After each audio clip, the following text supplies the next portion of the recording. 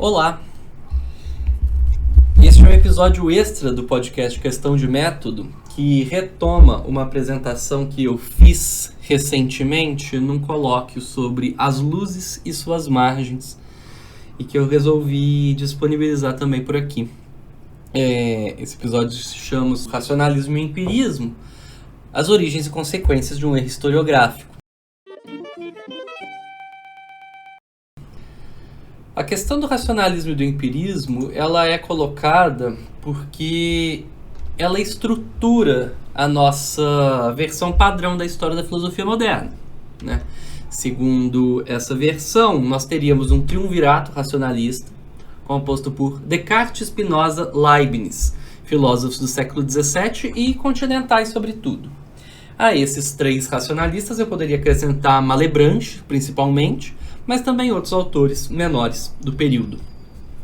A esse triunvirato racionalista eu oponho o triunvirato empirista, de Locke, Berkeley e Hume, três autores do século XVIII, ou quase do século XVIII, no caso do Locke, que compõem exatamente um inglês, um irlandês e um escocês, e aos quais se poderiam juntar ocasionalmente os materialistas franceses do iluminismo. Eles são dispostos em ordem histórica, né? Primeiro o Descartes, depois o Spinoza, depois o Leibniz. Leibniz sendo contemporâneo ao Locke.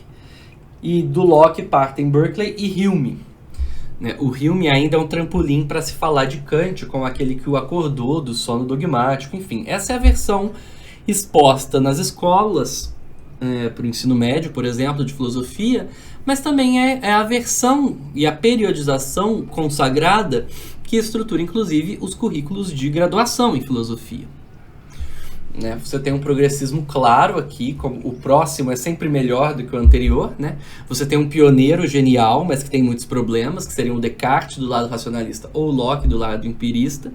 Depois você tem um grande gênio isolado, que é uma espécie de monumento do pensamento humano, no caso do racionalismo Spinoza, do lado empirista, o Berkeley.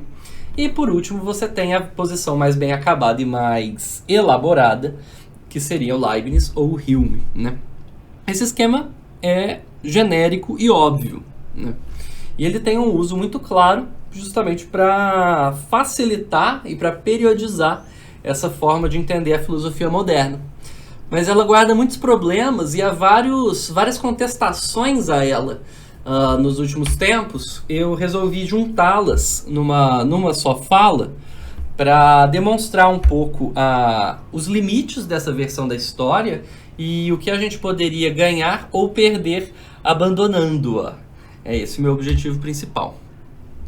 Em primeiro lugar, cabe observar que o termo empirismo não é adotado por nenhum dos filósofos ditos empiristas. Nenhum deles se considera um empirista. Isso é um termo que vem depois, é uma classificação posterior. E, ao contrário, quando se fala em empirismo, nos séculos anteriores, é num sentido sempre muito negativo. No Francis Bacon isso já estava claro, né? Quando no Novo Órgão, parte 1, parágrafo 64... ele diz que a escola empírica de filosofia faz nascer dogmas ainda mais deformados e monstruosos que a escola sofística ou racional, pois ele tem fundamentos não na luz das noções comuns, mas na estreiteza e obscuridade de uns poucos experimentos. Portanto, elas parecem muito prováveis e até certas para aqueles que se ocupam repetidamente desses experimentos todos os dias, e que infectaram sua imaginação com o que eles propõem. Mas para todas as outras pessoas, esses princípios parecem incríveis, não acreditáveis e vãos. O Francis Bacon lista os alquimistas como um exemplo notável dessa posição. Ou seja, o empirismo pelo Bacon, que seria o precursor do empirismo, na medida em que ele é o patrono da escola de filosofia experimental inglesa, da Royal Society, da qual o Locke participa, né? E o Locke escreve o seu ensaio exatamente como uma espécie de manifesto epistemológico da Royal Society, né? Nesse sentido, é muito estranho ver que o Bacon já condena os empiristas. Da mesma forma, o próprio Locke no ensaio, livro 4, vocês vão ver no livro 4, capítulo 17, chamado Sobre a Razão, que ele divide os conhecimentos em de acordo com a razão, ou além da razão, ou contrários à razão. Ou seja, todos os conhecimentos que ele propõe são racionais. Chamar de racionalismo algo que se oponha ao que o Locke está dizendo não condiz com o que ele mesmo está dizendo. Porque embora ele tenha uma doutrina da origem das ideias nas sensações, isso não em nenhum momento significa algum tipo de oposição ao racional. E ao contrário, quando ele menciona o empírico, ele também menciona no mesmo mau sentido do Bacon. E ele diz isso, menciona em outro momento, mesmo livro 4, capítulo 20, parágrafo 4, e que ele está falando da natureza do erro, e ele está falando daquelas pessoas que vivem em lugares onde não há cuidado na propagação da verdade e onde os homens são forçados, como que por acaso, a seguir a religião de seu país. E devem, portanto, engolir opiniões como tolos fazem com as pílulas dos empíricos. Ou seja, sem saber do que são feitas, sem saber como funcionam, e não tendo nenhuma alternativa senão acreditar que elas trarão alguma cura. Finalmente, se você pegar os artigos referentes a empirismo na grande enciclopédia de Diderot e d'Alembert, você encontra 3. Você tem o empírico, área de medicina, que é sempre o empirismo no mau sentido. O artigo remete, inclusive, ao verbete charlatão, esse primeiro empírico. Em seguida, eu tenho outro artigo com o mesmo título, Empírica, Seita Empírica, também como artigo de medicina especificamente, escrito pelo Cavaleiro de Jaucourt. E aí ele conta uma história dessa seita empírica de acordo com a versão que o Cornélio Celso dá no seu De Medicina, né? Uma origem em 287 a.C., com Serapião de Alexandria, Filino de Cos, no qual para os quais o raciocínio seria prejudicial em medicina, e que seria necessário, portanto, manter-se na experiência, em oposição, veja só, não aos racionalistas, mas em oposição aos chamados dogmáticos, a outra escola de médicos. E aí essa escola empírica valorizaria a experiência, o testemunho dos sentidos, a observação e a história, e, sobretudo, o emprego de conjecturas. Finalmente, eu tenho um outro artigo chamado Empirismo, propriamente, logo em seguida, escrito pelo mesmo Jaucourt do artigo anterior, que ele fala que essa noção empírica, ela parece sensata, mas ela envolve um abuso de palavras, como Quesnay já teria demonstrado. François Quesnay é o autor do Ensaio de Economia Animal. Ele é médico do rei, né? Ele se torna médico do rei, eventualmente, e ele tem esse livro que é muito famoso, e ele rechaça os empíricos por 3 sentidos, né?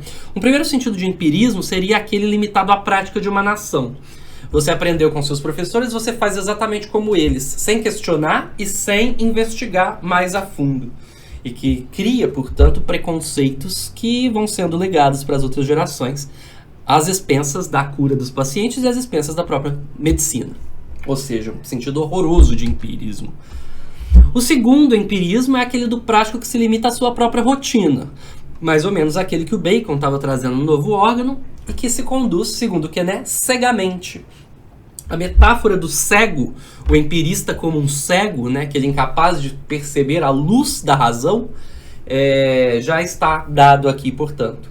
E um terceiro sentido de empirismo, que segundo Quesnay é o único verdadeiramente bom, que são daqueles que dispõem, além da dedicação à observação e aos experimentos, de uma teoria luminosa, extraída dessas observações e desses experimentos. Ou seja, mesmo aqueles que hoje nós classificaríamos como empiristas, nenhum deles verdadeiramente opõe o empirismo à razão, e muito menos à ausência de reflexão, de sopesamento, de investigação profunda e longa a respeito dos fenômenos da natureza, né? Além disso, o Quesnay faz elogios ao Boerhaave, né, que é um médico holandês que já seguia também um certo newtonismo físico. Finalmente, quem realmente divide, né, empirismo e racionalismo é antes o Christian Wolff, filósofo alemão do começo do século XVIII, que realmente faz duas obras distintas, a psicologia empírica e a psicologia racional. Mas vocês vejam que, seguindo um pouco a divisão da enciclopédia, isso se trata de um tema de medicina. Ele está falando, de certa forma, da divisão das abordagens da alma. A alma como uma área da medicina, a medicina do corpo e da mente, e quando ela trata da mente, da alma, ela pode recorrer a dois tipos de fonte de observação: os raciocínios e as observações ou experimentos. E aí o Wolff faz duas obras separadas, né? Talvez viesse daí a separação.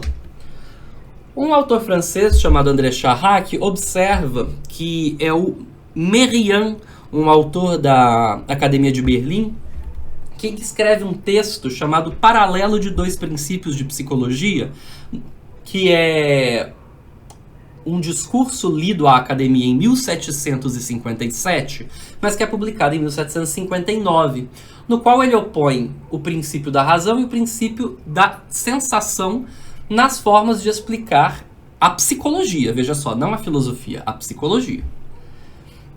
Nossa alma, isso eu cito o Merian, nossa alma sente, nossa alma raciocina. A experiência nos faz descobrir uma e outra destas faculdades. Mas qual das duas está subordinada à outra? Sentir é uma maneira de raciocinar? Ou raciocinar é uma maneira de sentir? Poder-se reduzir toda a questão a esse ponto de vista. Pois não se pode dizer, acaso, que em certo sentido o Sr. Leibniz transforma as sensações em raciocínios e o Sr. Condillac transforma os raciocínios em sensações? O Charrac encontra nesse termo a origem da versão kantiana dos fatos, né? Só que ao invés de falar do Condillac, ele fala de Locke, que de fato é mencionado no texto do Merian, mas é colocado aqui como verdadeiro chefe, né, desta transformação de todos os pensamentos e todos os raciocínios, ou melhor, de todos os fenômenos psicológicos à sensação. E o Leibniz é aquele que transforma todos os fenômenos psicológicos em raciocínios, em pensamentos, e ele diz em outro momento, em representações. E aí, justamente, nós temos a origem daquele trecho da Crítica da Razão Pura, que é infinitamente repetido como a verdadeira moral da história destes dois séculos.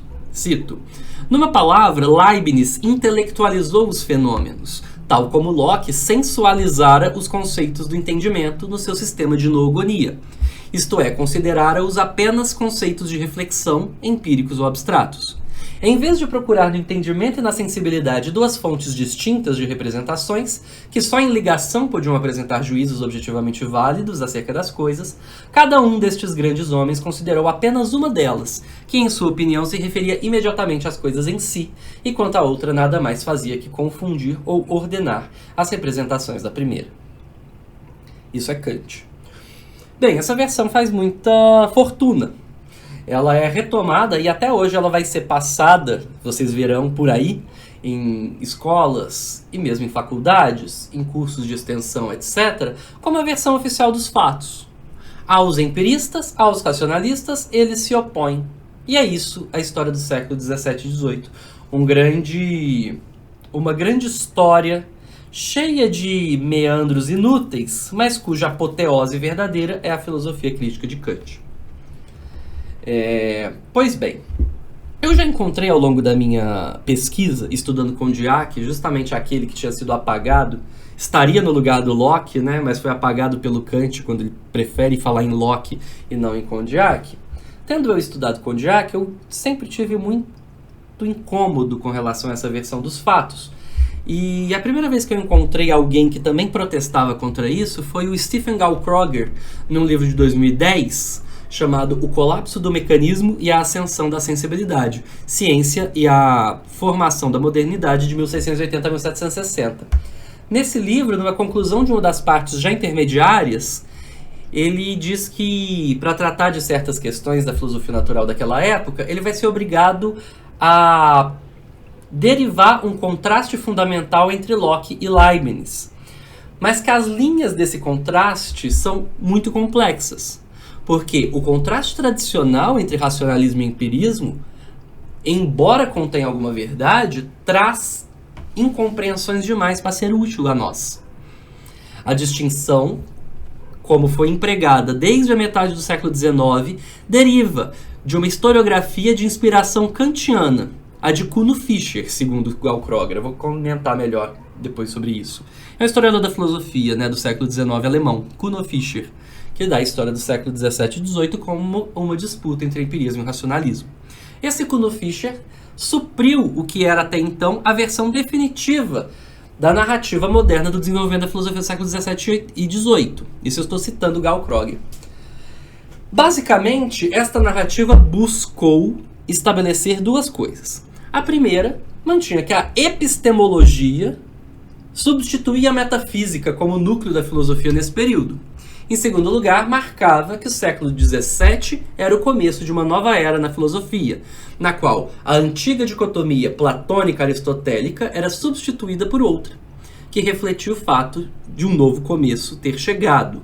E essa dicotomia, claro, seria aquela entre duas epistemologias mutuamente exclusivas, racionalismo e empirismo, sendo a primeira baseando tudo em verdades de razão e a última em verdades experimentais.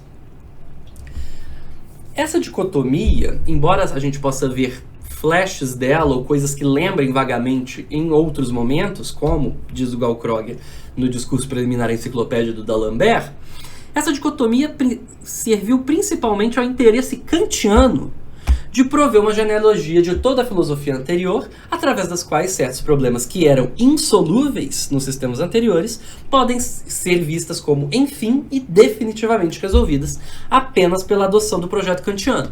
Ela serve, portanto, a uma espécie de propaganda kantiana da historiografia.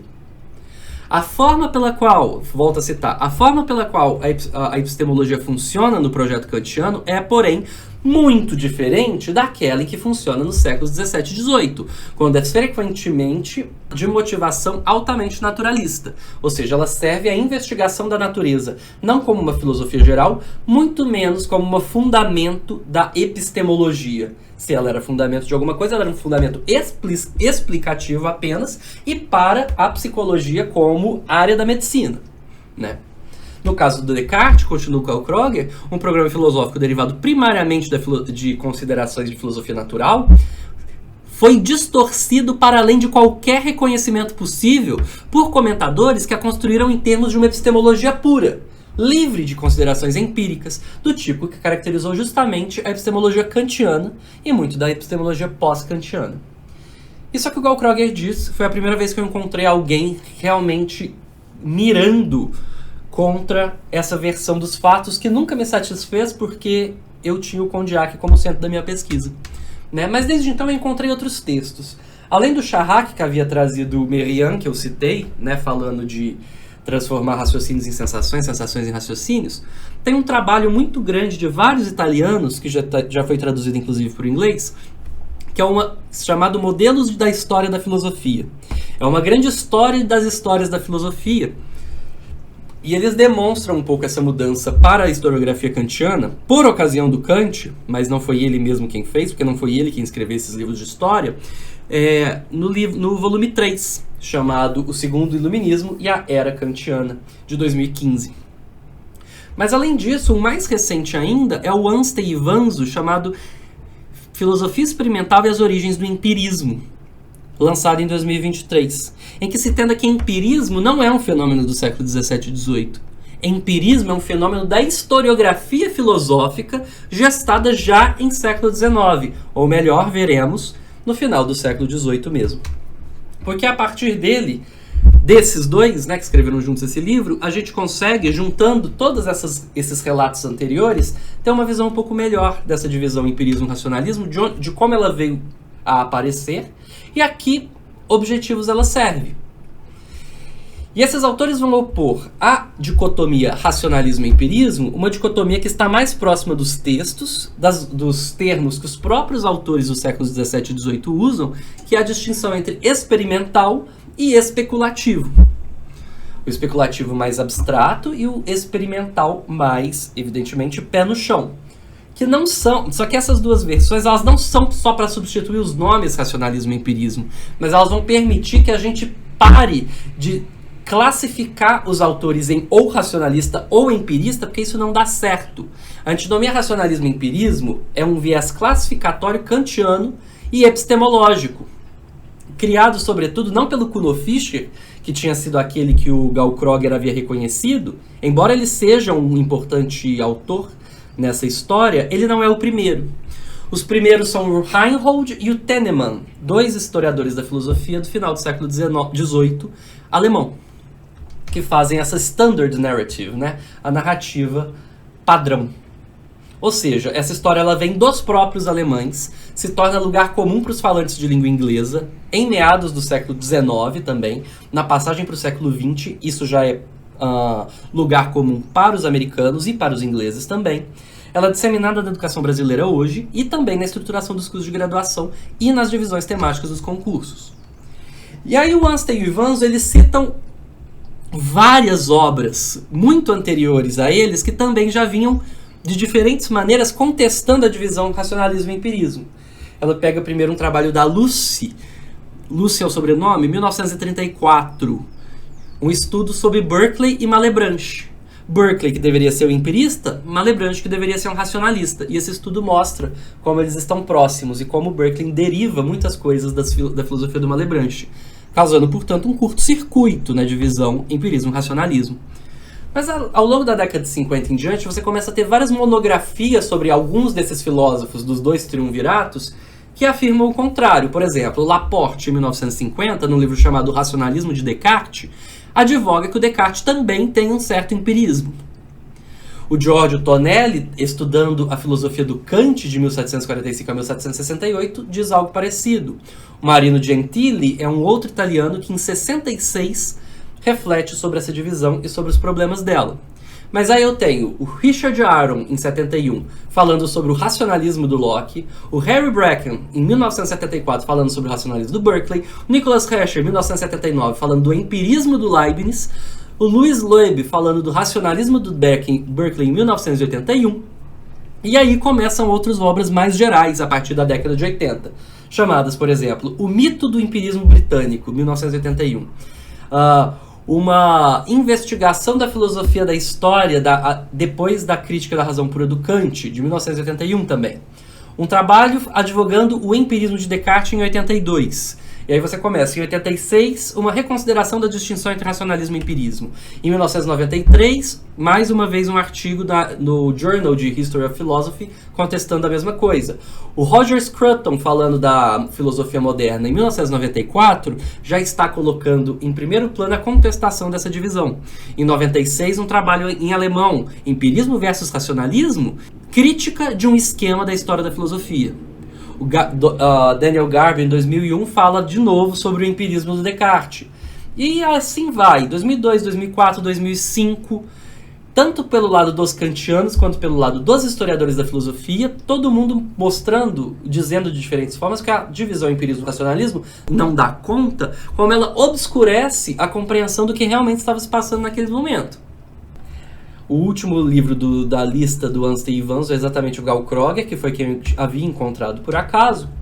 Mas aí eles reconhecem o Anstel e o Ivans, a partir dos livros que eu já mencionei, que o primeiro autor é o Reinhold, que escreve cartas sobre a filosofia kantiana, publicadas em 1790, em que ele usa a divisão do Kant na crítica da razão pura para classificar os autores.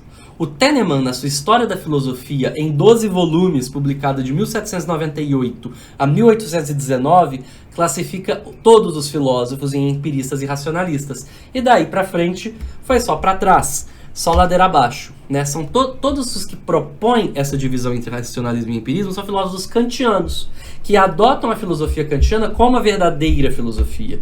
E, uma vez tomada a filosofia kantiana como verdadeira, toda a história pregressa é, na verdade, inútil. O que interessa é classificar os filósofos de acordo com os esquemas que eles se valem a partir do verdadeiro esquema eterno e atemporal da razão pura proposto pelo Kant. Ou seja, não interessa a história dos séculos 17 e 18, porque nós, enfim, temos Kant para estudar. É curioso que isso ainda tem sequelas infinitas na academia filosófica. a quantidade de autores e especialistas em Kant ultrapassa em muito os que estudam, né, os especialistas em século XVII e XVIII. E a tentativa de recuperar o que se passa nesses séculos mudaria muito a face do que é a filosofia e do que é o Ocidente, do que é a filosofia ocidental. Porque há muitos dos preconceitos que são kantianos que são tidos como preconceitos da filosofia ocidental, né? E aí esse nexo empirismo-racionalismo confirma e enviesa toda interpretação possível. Eles observam que outros historiadores do período, Tiedemann, de Gerandot, Bully, são outros autores ali, que usam a divisão racionalismo e empirismo, mas não a tomam como verdade absoluta. Ela é só um tipo de classificação possível entre outros, né? E, entretanto, é isso que vai acabar absorvendo. Mas o que era essa história da filosofia antes do Kant varrer, ou melhor, dos kantianos, dos leitores de Kant varrerem a filosofia do século XVII e XVIII para baixo do tapete? Como eles mesmos se viam? Bem, aí você tem a história do Brückner, que publicou em 5 volumes uma história crítica da filosofia. O último volume é de 1742. E que ele é modelo para os artigos da enciclopédia, por exemplo, e para o século XVIII em geral, né? Ele fala sobretudo nas disputas entre antigos e modernos, dividindo a filosofia antiga e medieval da filosofia moderna, em que novas coisas de fato aconteceriam. Mas esse novo período, ele é caracterizado como um período eclético. Não se trata aqui, então, de escolher as seitas dos antigos. Você tem uma recuperação e um reavivamento do epicurismo, do estoicismo, do platonismo, do aristotelismo, etc., do ceticismo, evidentemente, mas os filósofos modernos eles se caracterizariam não por escolher ser epicurista ou estoico ou isso ou aquilo, mas sim da liberdade que eles se dão para combinar essas posições. E aí, é claro que se estrutura cada uma das versões, né? Seja o princípio metafísico especulativo, seja a estratégia de obtenção de conhecimentos experimental, eu tenho coincidências muito grandes entre os filósofos. Tanto de valorizar a experimentação, mesmo quando eu considero a razão a juíza última dos conhecimentos, e tanto quanto de valorizar os raciocínios e as inferências, mesmo quando eu considero a natureza e os experimentos que testemunham do seu funcionamento como um verdadeiro crivo da verdade, né?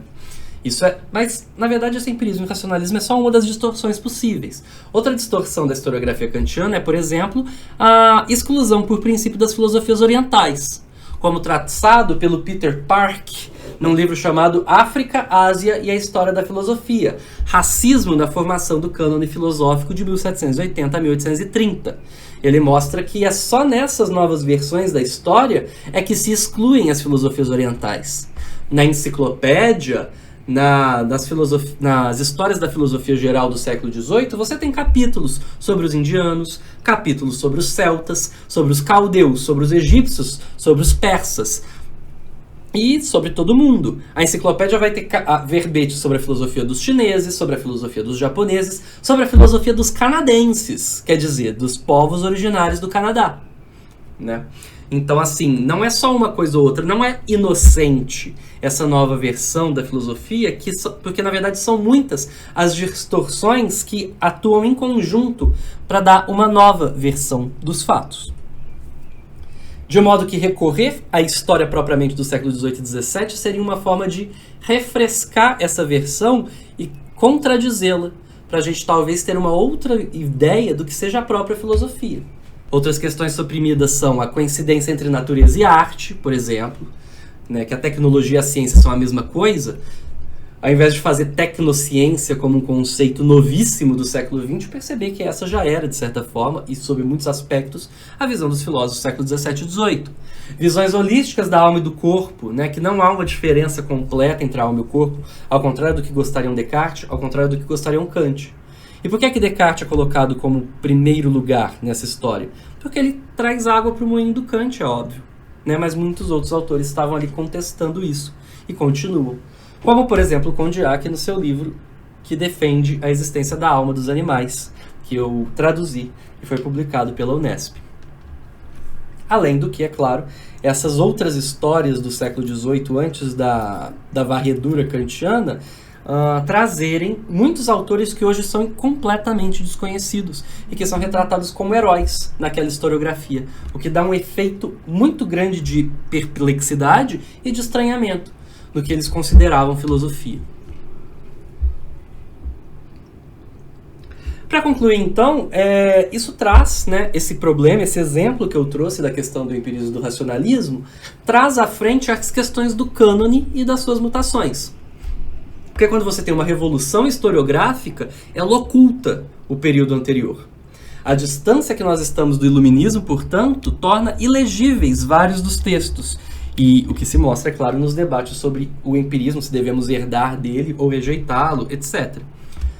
Essa versão dos fatos também encontra corroborações das versões reacionárias dessa história, dos restauradores do que seria esse iluminismo. São pessoas que são contrárias ao iluminismo que dão a versão oficial do que é iluminismo hoje. E que distorce completamente o debate para nós hoje ainda. Porque essa ainda é a versão dos fatos dada em todas as escolas e todas as faculdades.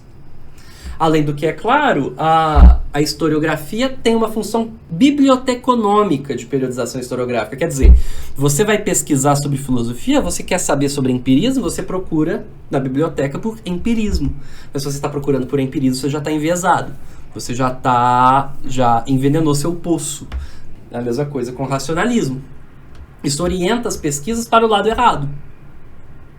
Ao contrário, se a modernidade for, como quis o Koselleck, também o imperativo de reescrever a história continuamente, como fizeram e como estão fazendo tantos filósofos hoje em dia, recuperando a filosofia das mulheres, recuperando a filosofia dos negros, recuperando a filosofia dos povos originários, recuperando a filosofia dos colonizados em geral. Então essa história ela precisa se reescrever sem comprar a versão historiográfica de um momento dado por motivos geopolíticos, né, uma rivalidade da Alemanha contra a França e a Inglaterra, por motivos de toda ordem, né, inclusive de ascensão dos próprios especialistas em Kant em relação aos outros filósofos. Ou seja, esse colóquio em que eu apresentava isso era sobre as margens das luzes, mas margem é uma questão relativa. O que é a margem só é margem em relação ao mainstream, ao curso principal, que hoje é dado por Kant, ditado por Kant pelos kantianos. É claro que a gente tem um problema, então, da dificuldade de superar os dogmas recebidos, porque é claro que os professores não querem perceber nem dar o braço a torcer de que eles, na verdade, não sabem tanto sobre o século XVII e XVIII. Que eles, na verdade, veem aqueles séculos sob a lente dos vieses kantianos que eles nem sabiam que existiam e que moldaram sua educação. Konjak fala muito isso a respeito da história moderna, né? Porque o aristotelismo na era moderna atrapalhou tanto o desenvolvimento das coisas e a compreensão do período que era a mesma coisa. Para nós é o Kant. Porém, há alguns que querem manter o empirismo e o racionalismo nos termos filosóficos. Mas será que vale o esforço? Talvez valha o esforço no século XX, porque no século XX, os caras que aprenderam através da classificação empirismo e racionalismo se dizem racionalistas ou empiristas. Mas então você tem isso como uma consequência da historiografia no século XX, e não como a existência dessas categorias lá no século XVIII e XVII, né? E, quer dizer, se a gente pudesse ter o trabalho de refazer essa história, de fato, seria permitida uma versão mais próxima das demais ciências, né? Porque essa divisão entre empiristas e racionalistas é também uma versão de o que é a própria filosofia. Sendo que a filosofia nos séculos XVIII e XVII era outra coisa, era algo mais interdisciplinar, algo melhor estruturado, mais próximo das observações científicas. E a filosofia hoje, e pela organização institucional da universidade, é claro, ela se separa em grande medida disso. O que nos leva à pergunta evidente: o que é filosofia? O que é uma disciplina? Coisa que eu já respondi nesse podcast. Mas eu gosto da solução do Walter Ong sobre a dialética, né? O que é dialética no século XVI? Ele chega a conclusão de que dialética é simplesmente aquilo que se chama de dialética. É aquilo que se ensina sob o rótulo de dialética. Os conteúdos de um curso de dialética em uma instituição educacional é tudo isso que a gente pode chamar de dialética. Isso varia entre os professores, entre as instituições e sofre revoluções ao longo do tempo. Tem outro livro do Timothy Lenoir chamado Instituindo a Ciência, que ele mostra um pouco a briga entre as disciplinas para ter um lugar, uma cadeira, um nome nas instituições, né? O fato de nós termos uma faculdade de filosofia até hoje é talvez conquista do Kant, mas é de se perguntar se essa filosofia não teria mais produtividade se ela estivesse separada, ou melhor, dividida entre todas as demais disciplinas, né? De toda forma, a lógica das divisões disciplinares atuais é prejudicial à compreensão global do conhecimento em perspectiva histórica mais ampla. Se você tiver em mente que as disciplinas, as funções das disciplinas e as divisões das disciplinas mudam ao longo da história, você estará advertido que não é suficiente acompanhar o que se chama filosofia ao longo do tempo, mas também ver onde é que estão classificadas as coisas que hoje nós chamamos de filosofia, e como é que essas coisas mudam, e como outros nomes surgem, outras classificações, etc. O cânone, concluo, é em larga medida encarnado, disseminado e preservado através de um currículo escolar. Uma disciplina não é nada mais do que uma parte padrão do currículo global. Não tem uma essência disciplinar. A filosofia não tem uma essência, como não tem uma essência dialética, nem a retórica, nem a química tem uma essência. Porque o que é químico e o que é físico também é uma divisão convencional que diz respeito um pouco mais à geopolítica, se vocês me permitem, dos físicos e dos químicos e dos acordos aos quais eles chegam, do que de fato a essência da matéria. Porque qualquer coisa do mundo é tanto física quanto química, quanto biológica na medida que somos nós que a fazemos, quanto psicológica na medida que somos nós que fazemos, tanto quanto sociológica quanto política, já que são disciplinas institucionalizadas hoje em dia na universidade, etc. E filosofia é simplesmente o currículo que se ensina sob o rótulo de filosofia. E à medida que esse currículo muda, muda também o que é filosofia. Mas pior, filosofia moderna, séculos 17 e 18, é canonicamente apenas a via rumo à apoteose kantiana. Essas questões não se resolvem com as críticas atuais ao cânone. Não basta resgatar as mulheres, os colonizados, os oprimidos. Porque a definição de disciplina é o verdadeiro cerne e a lógica através da qual se compreende a exposição generalizada dos autores, inclusive os negros, inclusive os colonizados, inclusive as mulheres, de outras regiões geográficas, de outras classes, de outras cores, mas também de quaisquer ideias e abordagens que não sejam secundadas pelas instituições atuais e pelos jogos de poder atuais, daqueles que se dizem especialistas deste ou daquele assunto, para ter uma cadeira, uma função de chefe de departamento, de reitor de universidade, etc. Essa visão da filosofia como descolada das outras e como uma disciplina autônoma isola, na verdade, a filosofia e a torna aparentemente inútil, e com razão, pois ela é tautológica, né? O que é a filosofia? Filosofia é o que se ensina em filosofia. A Bíblia é filosofia? Não, aí é teologia, já é outra coisa. Foucault é filosofia? Não, Foucault já é sociologia, né? E Freud? Freud é filosofia? Não, não pode ser, porque Freud era médico. E coisas desse tipo, que impedem a verdadeira pesquisa em filosofia, barrando por barreiras disciplinares, né? Da mesma forma, Derrida é filosofia? Não, ele dava aula na crítica literária. E crítica literária não é filosofia. Ou seja, essas fronteiras disciplinares determinam, enviesam e obscurecem, desfigurando, na verdade, aquilo que a gente poderia estudar e entender como filosofia. Eu agradeço a atenção de vocês até aqui. Este foi um episódio extra do Questão de Método. Em breve, assim que possível, eu voltarei com uma nova temporada para vocês. Agradeço muito a todos, um abraço e até a próxima.